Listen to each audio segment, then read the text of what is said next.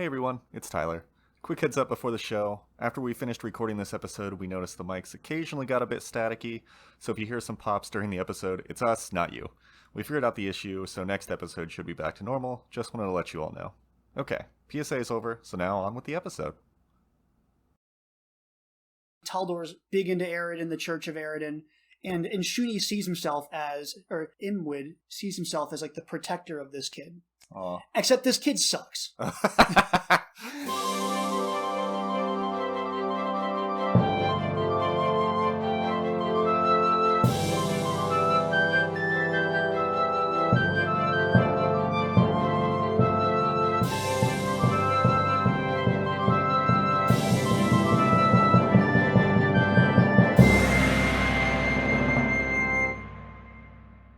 Hey there, welcome to the Tabletop Travel Guide, the podcast where we explore fictional worlds and civilizations right from the comfort of our own table.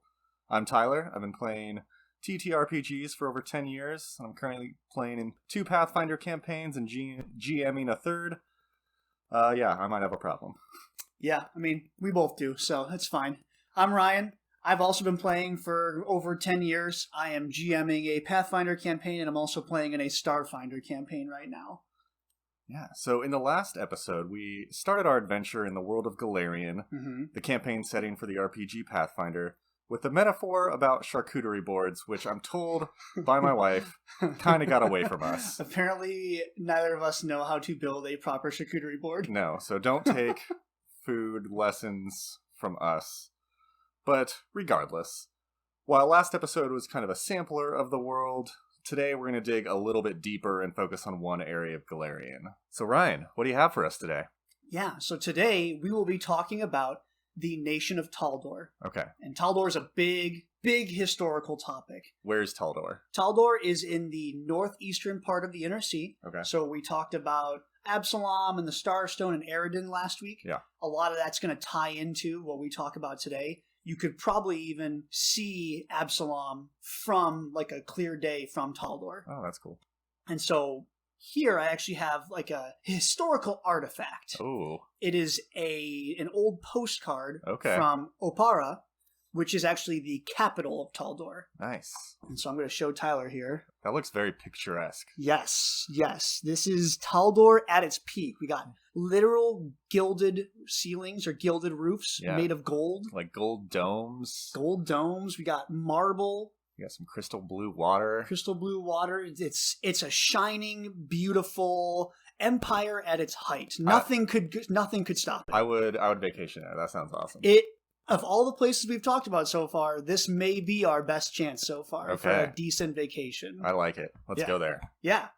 We talked a little bit about before the Age of Anguish. Starfall happens, meteors come flying down into Golarion, and lots of people are injured and killed. The Alzanti, specifically, the Old Empire, is fallen. And some of those refugees, they hit the ocean, and they go east. And they go all the way east far enough until they get into the Inner Sea. And they keep going east till they get to where Taldor will eventually be founded. What they end up doing is, you can think of very early, almost prehistory Taldor as kind of like your Greek city-states. Okay. They all set up little small bastions, little towns, little cities. They build walls, and every summer they go out and they fight each other for 50 feet on one side of a river or another. It's very, very chaotic. There's not a lot of organization. They're just kind of survival mode. Okay. So eventually, in 1293, before AR, BAR? I think they just do minus whatever. So minus 1293 AR. Grand Prince Taldaris. Okay. Which is a great name. Yes. Of the city-state of Opara. He's had enough. He goes, you know what? I'm going to be the very best. Okay. And he raises an army. He goes, you know what? I am like the embodiment of everything you want. I was raised by wild lions. I was adopted by the army. Is that true?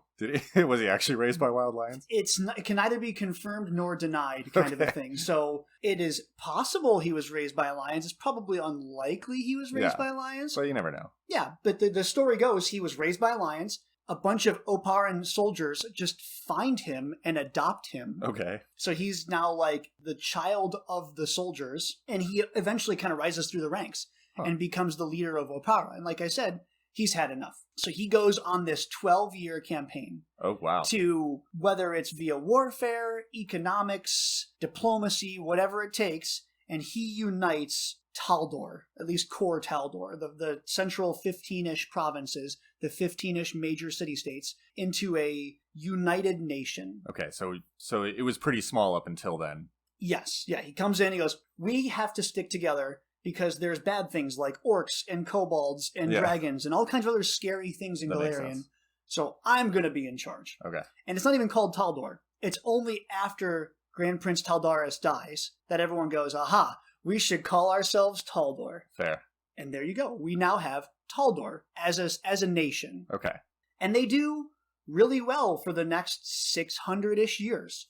It's relatively peaceful. They're out there pushing up against their borders. They're fighting off the orcs and the goblins, and it's a good time to be a Taldoran. But then everything changes when the Tarrasque shows up. Oh, I'm sorry, a Tarrasque? A Tarrasque shows up. Can you explain what a Tarrasque is? Sure. So a Tarrasque is a gargantuan creature, pretty much, it's about 50 to 60-ish feet tall. It has an unstoppable healing factor. It has insane attacks. It's immune to almost all forms of physical and magical damage. It is immune to death. Okay.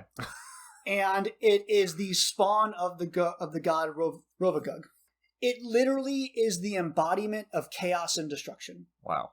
I think it even has the nickname the Apocalypse Engine. Yes, that's a great way to describe it. The Apocalypse Engine is a perfect description of what's about to happen. Oh my gosh. So it shows up from the east side. It had already completely apocalypsed or destroyed the former empire of Nishimber. Cool, never heard of that, so that makes sense. Yes, so it's already gotten one under its belt. Cool.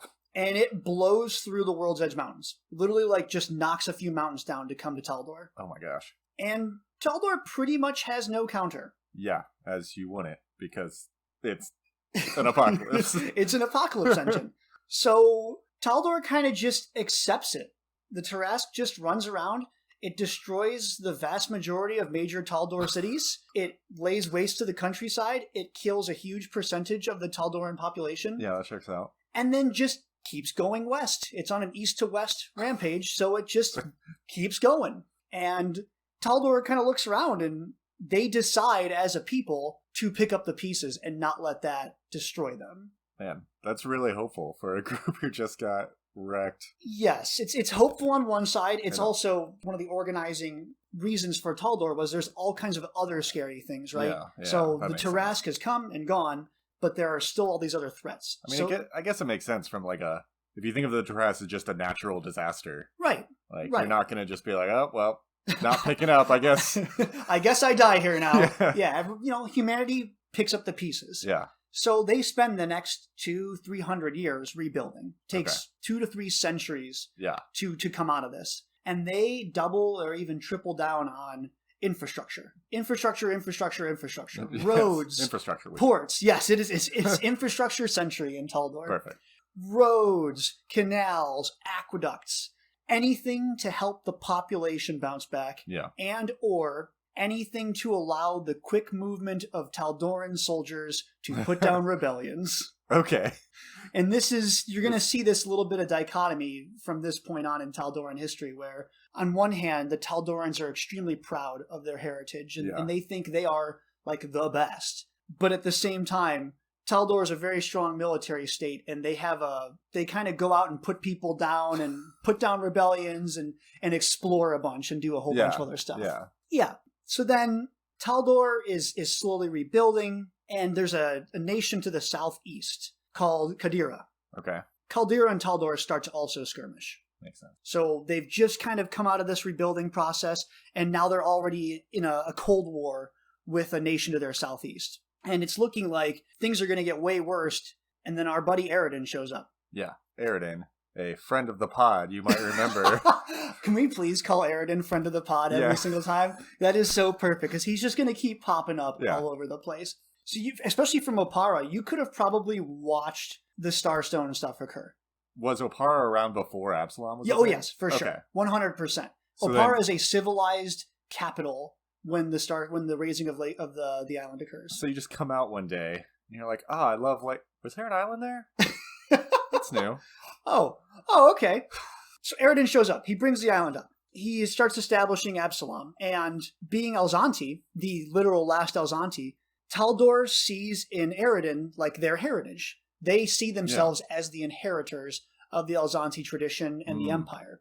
So they immediately go all in on Aridin. Okay. Aridin is now their patron god. Aridin's faith is now the official state religion of Taldor. They are 100%. Aridin's our man. He is our guiding light. Yeah. What could stop us? They have this big, I don't want to call it a complex, but they are so strong and so confident at this point. They decide to go exploring. Okay. Why not? Yeah. You're already on the top of the world. Might as well keep going. Right. And by exploring, I mean forming large armies of conquest and heading out into the wilderness, which they think is wilderness, but is in fact inhabited. Shocked by this. That's a group of too big for their britches. Attention, barbarians. We are here to civilize you, is what the Taldorans decide. Okay. And when I'm kind of explaining, because there are lots of explorations here. Yeah. Using air quotes around exploration. Big, giant air quotes. Picture like the Roman Empire. So we've like won the Roman Empire, the equivalent, they've like gotten Italy under control. But now the Romans are like, oh, we can do better. The Taldorans are like, oh, we can do so much better. Aridin's at our back. We can't be stopped. So they have the Great Army of Exploration, which will retroactively be called the First Army of Exploration. Makes fair.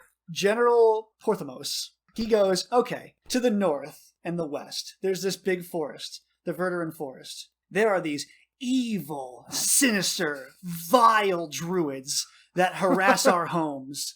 They destroy our roads, and they prevent the progress of civilization. So I will liberate the forest. Perfect.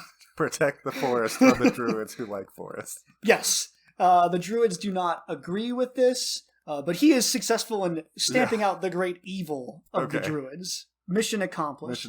So then he turns north and goes, oh, well, there's like other areas of unexplored barbarian regions. There's lots of rivers. So we go north, and we continue exploring and conquering. And what some of these parts will turn into eventually are the nations of Galt and the southern parts of the river kingdoms.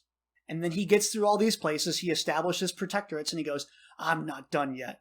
I'm gonna go further west. So he turns his whole army, and they keep marching up until they hit Lake Carthan. And what they explore will eventually be Kionin and Razmirin. Okay. And after all of that, and this is a 10-year process to go exploring.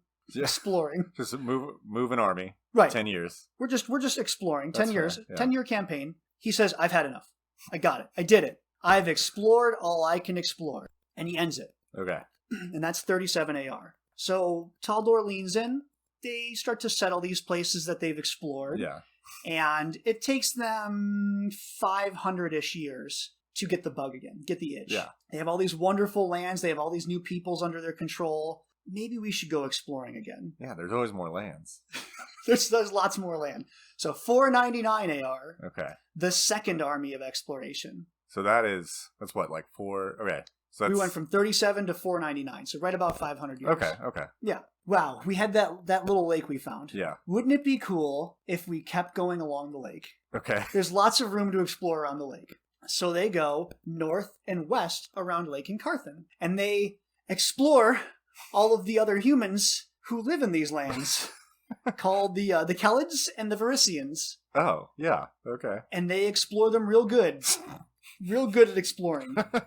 And the Kelids and the Varisians are not organized. They put up a good defense. Yeah. But they're no match for like this. At this point, Taldor's 1,000 years into empire building. Yeah. So they have no chance. Yeah. So the empire explores all over them. Get explored all over. They get explored. And they go all the way around the northern peak of Lake Carthan, and they start coming back around to the south. They explore Lastwall, what will become Lastwall, Ustalav, Molthun, a little bit of Nirmathas. And they go further west, and they go, okay, whoa, there's a couple orcs here. What's a couple orcs? We've dealt with orcs before. Little do they know that the Hold of Belskin is here. Oh, quick, what's the Hold of Belskin?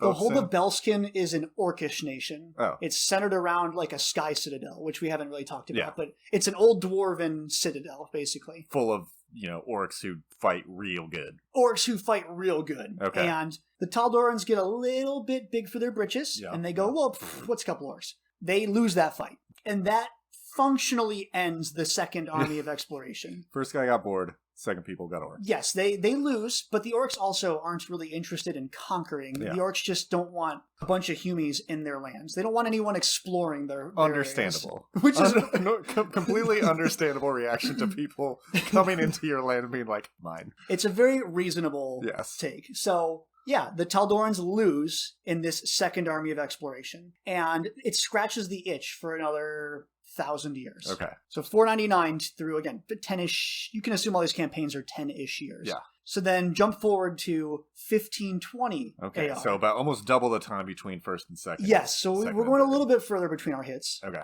1,000 years. We have the third army of exploration. Okay. And this is probably one of my favorites because we have a domestic crisis that is one of the causes for this army of exploration.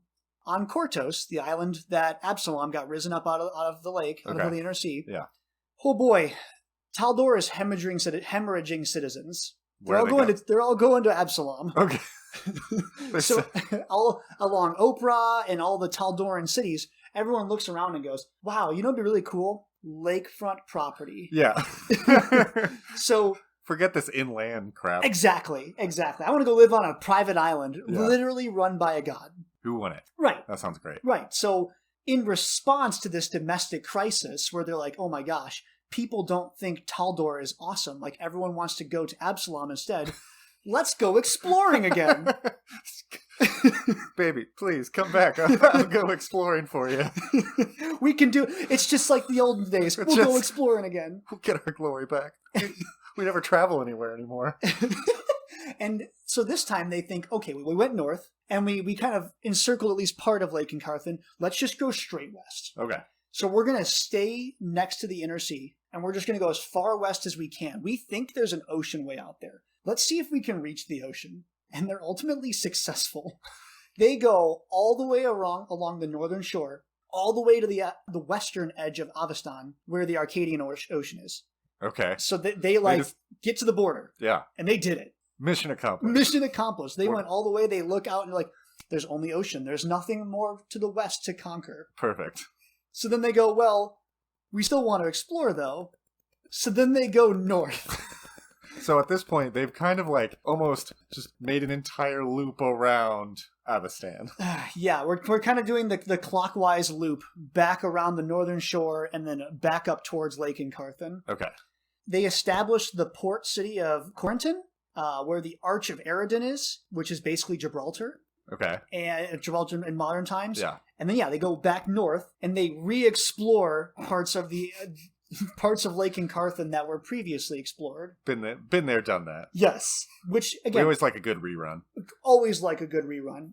They still stay away from the orcs. Yeah. They respect the fact that they don't want to fight the orcs. Hard border, hard stops, but they explore areas and ultimately establish places that are going to be Andoran, Sheliax, Isker, Ravendel, and Nidal. Okay. So 5 other nation states will eventually come out of this.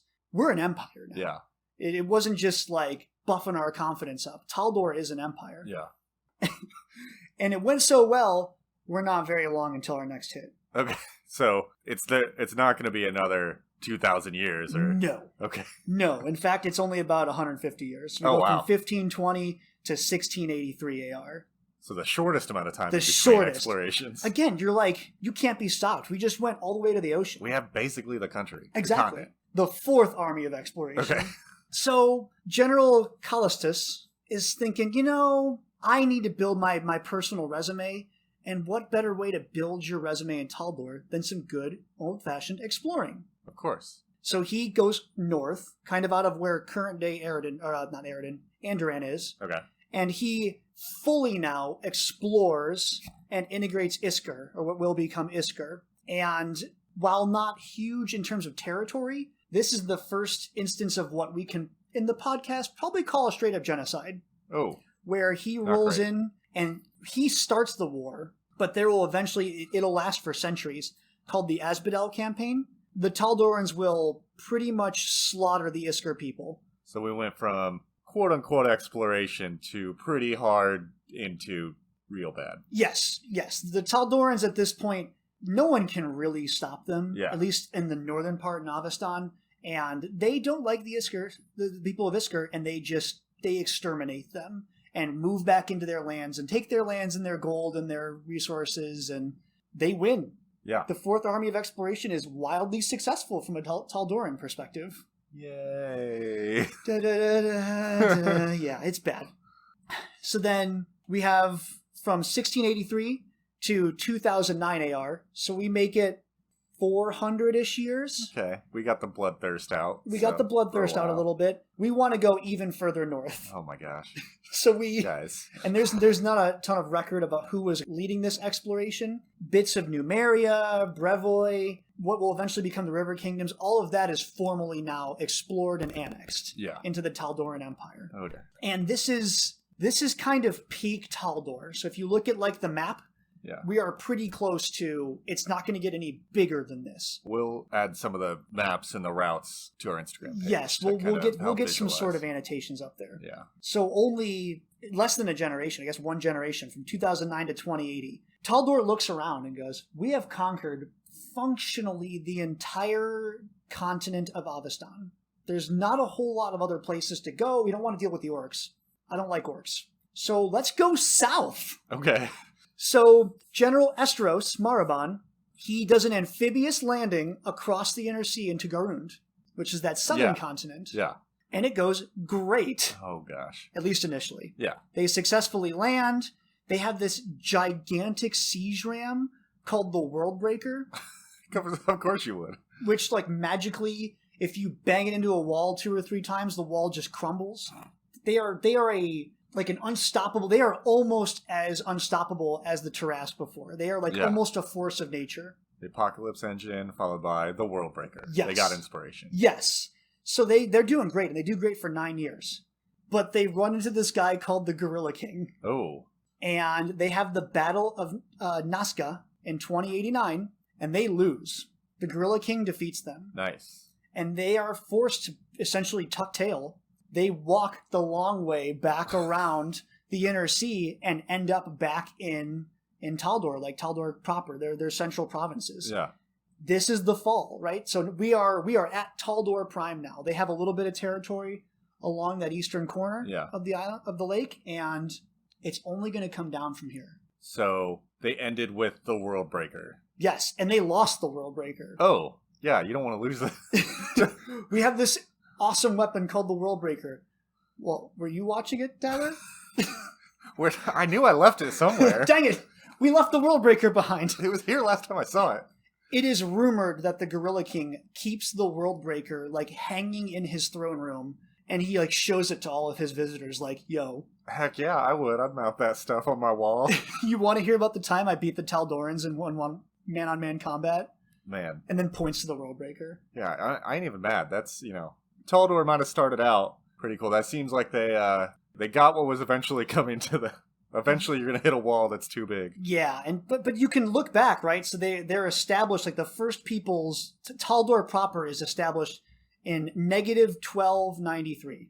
Okay. And we are currently in, Taldor Prime, 2086. So you're, over 3,000... over 3,000 years? Over 3,000 years. 3,000 years.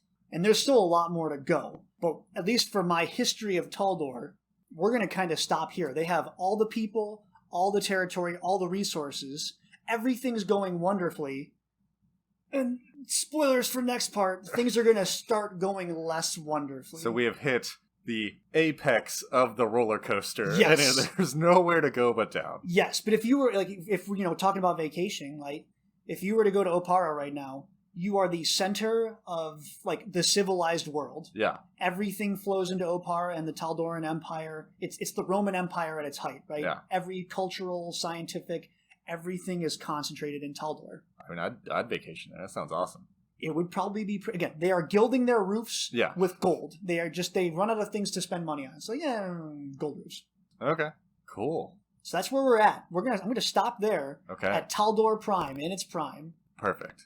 I think that is a great place to stop for the story. Yes, and we can pick it back up next time. Okay. We'll talk about the steady decline. Okay. No of spoilers. Taldor. Yeah. Perfect. So thank you, Ryan. With that, we're going to take a quick break and then come back and talk maybe about some campaigns and characters that might come out of Taldor in its prime. Yeah, we'll find some cool stuff to do in Taldor Prime. Perfect. Hey, welcome back to the Tabletop Travel Guide. Hello. Now it is time for the section where I make a campaign set in Taldor Prime, and then Ryan is going to make a character that we fit into that campaign. We'll make it fit. We'll make it somehow. fit. Okay. So here's my idea of a campaign set in Taldor Prime. Okay. So beyond tabletop role-playing games, I'm a big fan of board games. Mm-hmm. You know that I have a shelf just loaded with board games. I'm looking at miniatures from the Dark Souls board game on the shelf over here. Yes, that is true. So a big popular type of board game, which I haven't played too much, maybe the closest one would be like Gloomhaven, but is a legacy type game where you make choices and the board changes. You have stuff like Risk Legacy and Pandemic Legacy where you continue to play separate games, and as you make choices, the different games happen. Yeah, it all stacks. Yeah. So my idea for this campaign, we're so neatly set up in a 5 or 6 armies of exploration that I want to do a legacy campaign over the course of the different armies of exploration. So in this case, each player, instead of controlling a single character, would control a noble house.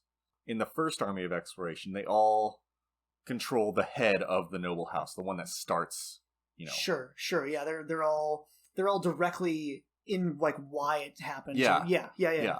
And so I think it'd be cool that based on the choices you make, I haven't really thought necessarily of I don't know if you do resources or how you make the differentiators, but based on the choices you make in each stage of the campaign, during the next army of exploration, your house might be more powerful or less powerful as you go. Yeah. And so the party, you're all in, you're the heads of the house, and so, but you're all separate houses, right? Yeah. So then maybe in the second army of exploration, we have a character that, gets a free archetype or a different type of heirloom magic item or something. Yeah. So you're not really unbalancing it too much in case somebody just messes up horribly. You still want to keep, your players. Right. But it's based on what I did, I am now this type of archetype and my ancestor is there. Oh, that's so cool because you especially for some of those okay, we're gonna go north. My ancestors went north previously on the exploration campaigns, and now, like you said, I have this awesome sword that we liberated from they found some people, and then it's been passed down to the house. And the cool thing, and I am very much the type of person who, there are so many cool characters you can play and build in Pathfinder that anytime we start something new, I'm I like this character, but I also like a new character because I just like trying new things. So this is a cool way to have continuity between your story of your houses, my great-grandpa, my ancestor, but you still get to kind of play those new classes. Yeah. And the thing I'd really think would be cool, and probably one thing I'd make sure of, is that not everybody has to play a different ancestry. Mm-hmm. The reason is you talked about on the Armies of Exploration, you have 400 years, 1,000 years, 100 years in between all of these armies, right? And all the different ancestries have wildly different lifespans. Oh, absolutely. So you have on the bottom end, you have goblins, which live maybe 50 years if they're an elder. But on the other end, you have elves who live upwards of 600. And technically, gnomes, while usually live to about 400, could theoretically live forever. Yes. If they continue to avoid the bleaching. Yes. Which the bleaching is in gnomes in the Pathfinder lore, that they are constantly going on adventure, and if they stop adventuring and learning new things, then they basically die. You can, if you're a gnome in Golarion, you can literally die of boredom. Yeah. Basically. Yeah. When you're I'm so bored, I might die. Gnomes actually have to have That's actually a mechanic. Yes. I think it'd be really cool to have, if you have one player playing an elf household, maybe between the first and second army of exploration, it's 2 generations. Right. My grandpa was on this. But one of the others might be, I don't know, a kobold. I don't know how kobolds become noble houses. You'd fit it in, right? Yeah, you make it work. Yeah. But 60 years. This is, after 500 years, this is my, 7th generation. They've, heard stories. Yeah. But you're all still in the houses that are together, so it'd be really interesting to see the dynamic of being like, oh, hey, kobold friend, my grandpa went on this thing. And they're like, yeah, my great-great-great-great-great-great-grandfather also went on this. That would be so awesome. Oh my gosh. I'm trying to think of mechanically how you would even... Yeah, that's such a cool concept. Yeah.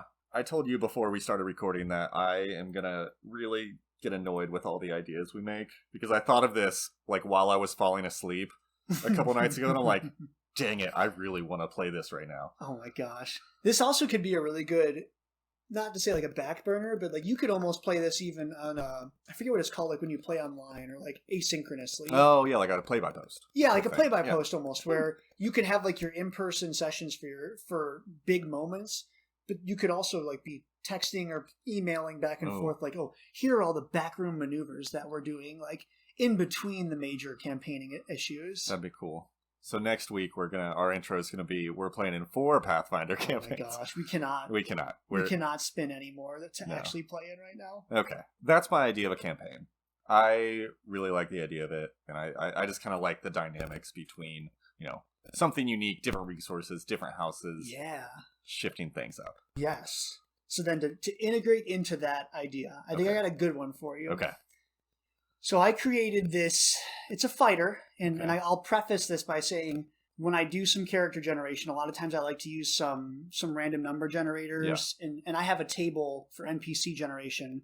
It's very, very basic, but I have all the different classes, and then I have a column for common, uncommon, and rare ancestries, heritages, and then I have one more column that it gives me rough ideas, generations for background. Okay. So you basically, you basically get kind of bare bones of a skeleton and then kind of flesh everything out. Yes, and I absolutely cheat.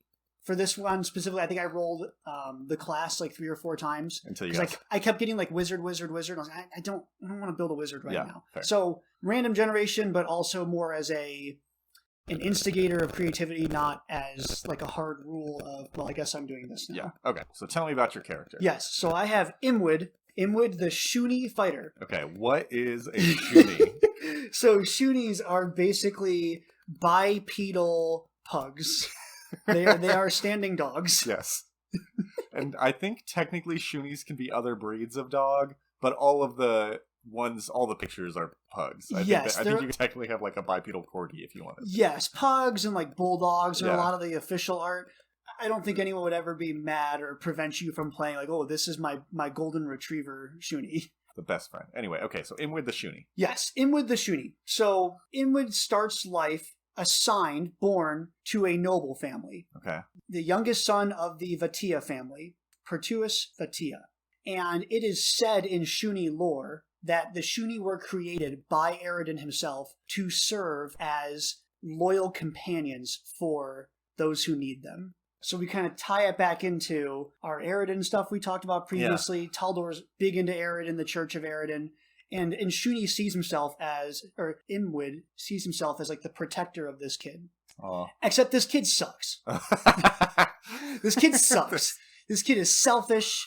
He's disrespectful. He's fickle. He doesn't want to go to school. All he wants to do is sneak off to the gladiatorial arena. And Imwood feels obligated. Well, yeah, this is my best friend. Yeah. I exist to be Imwood.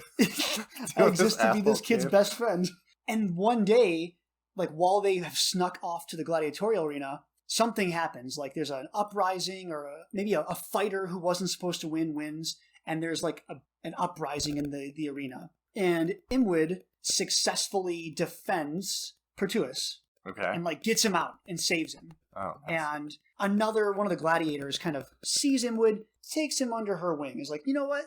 That was pretty good, the way you use that shield and the way you protect that kid. Maybe you should be a gladiator. Yeah. So fast forward 15, 20-ish years, Imwood is a famous gladiator who goes out and performs an opera for all of Taldor to see, supported by his best friend and now reformed noble Pertuis, who's now his actual best friend, and is also his noble benefactor to keep him in the fight. So he grows out of his jerkness. Yeah, there's no tragic backstory here. Oh, okay. They are actually genuinely good friends, and he's a good gladiator. The kid's a good noble now, and they're off to they're ready now. They both have skills that would be useful in a campaign. Okay, so if this is legacy, so they're at this point, assume this is the first stage. Sure. Character. Sure. So then how old is what do you say, Pertus? Pertus. So how old is he? So I guess at this point... And he's a human, right? Yes, he's a human. Okay. It's young man, 20, 30-ish years. And I can see this where he sends Imwyd off either to fight or maybe even as a USO tour kind of thing where he's off to entertain the soldiers and simultaneously keep an eye on things and be an arm of the nobles. Or maybe even he could be, I guess, a direct fighting too, or training all the other fighters for one of the exploration campaigns. So then the question would be, would you control, so if you're controlling the house of the Vatia, yes, would then you be controlling basically the ancestors of both throughout the ages? I think Imwyd probably shows up as either, the direct ancestors or maybe just a resource. We're well integrated now into the gladiatorial arena. So all of our troopers have additional fighting capabilities. Okay. So Imwyd would be a resource during the first. Yes. And then future would be follow the human. Yes. I think you still stick with the noble bloodline explicitly, but there's absolutely room as well for Imwyd's legacy to also jump in there. I like the idea of having kind of, the noble person followed by the best friend down the line. We talked about the dynamics, but having in the same house, my family has protected the noble family for generations. Mm-hmm. And then it's these Shunies have been our best friends for ages. I imagine a hallway with 15 paintings in it, and it's middle-aged boy or girl who's the head of the noble house and their dog. And they're best friend, hugging shoulders. And it's one day you too will have a best friend who is a dog person. Oh, that's actually really sweet. Yeah, and it just keeps going through, but then you go to the Shunies house and they have their own little hallway with here's all of our dog ancestors and here's all the pictures of our best friends. Aw, that's too adorable. I love that. And then again, knowing spoilers, what happens next time? Do you think you'd extend your campaign? No, I feel past that. No, I'd probably end it. I don't want to necessarily go into downfall of Taldor. I feel if this is a happy legacy, and especially if you think of 6 stages of a campaign, is a pretty solid amount of stages. Sure. So I would probably end it at the end. It's and we cut to credits. They live happily ever. Don't think about it anymore. Nothing bad ever happened again. A boy and his dog are happy forever. Yes. Don't think about it. It's fine. So that's what I came up with. Oh. I think that's a pretty good combination. Yeah. That works pretty well. Okay. Yeah. We'll also post I believe you actually built out Imwyd, didn't you? Yes. I built out Imwyd as a level 10 fighter. I didn't even talk about his stats, but level 10 fighter, shield specialization. Okay. So the Shumi is protecting, right? Okay. All shield based, shield throws, a little bit of Captain America flavor in there. So we'll link his stat block in the show notes or on our social media, and if you want to look at that as well. I love it. Great campaign, great character. We'll start playing right after this. Not really. At some point. We're gonna have way too many to do. Way too many to do. I think you called it at the beginning. I think we talked about Taldor Prime, and I'd say if there's a place to visit for vacation, I would think Opar in the summertime. Oh, yeah. Yeah. Oh, yeah, absolutely. Anything you could ever want in terms of cool stuff, entertainment, food, drink, I think it's there. It's all there. Okay, so like any good travel guide, we got to give a review. We got to give a final score. Yeah. On a scale of 1 to 5 explorations, we're using a measure of 1 to 5 explorations. The most Taldor of measurements. Yeah, our yardstick for today is exploration. So on a scale of 1 to 5 explorations, how many would you give Taldor in its prime? I'm going to give Taldor Prime 4 out of 5 explorations. Okay. I think it's really, like you said, the height of the power of an empire. Yeah. But also specifically knowing what happened with some of the more genocidal campaigns. Problematic situations. Right. The fruits of empire might not be... Might be honestly one ill-gotten gains. A little bit of ill-gotten gains. So it'd be super fun to visit, but Yeah. Definitely would also not want to be there for like a super long time and jump hyper deep. So 4 out of 5 Okay, 4 out of 5. I think 4 out of 5 explorations for Taldor. I think that's pretty solid. That's probably one of our best ones. Yeah, and again, in terms of places to visit on Golarion, I think we're going to be hard pressed to beat 4 out of 5 explorations. Okay, we'll see. We'll see. So yeah, thanks Ryan for talking us through the history.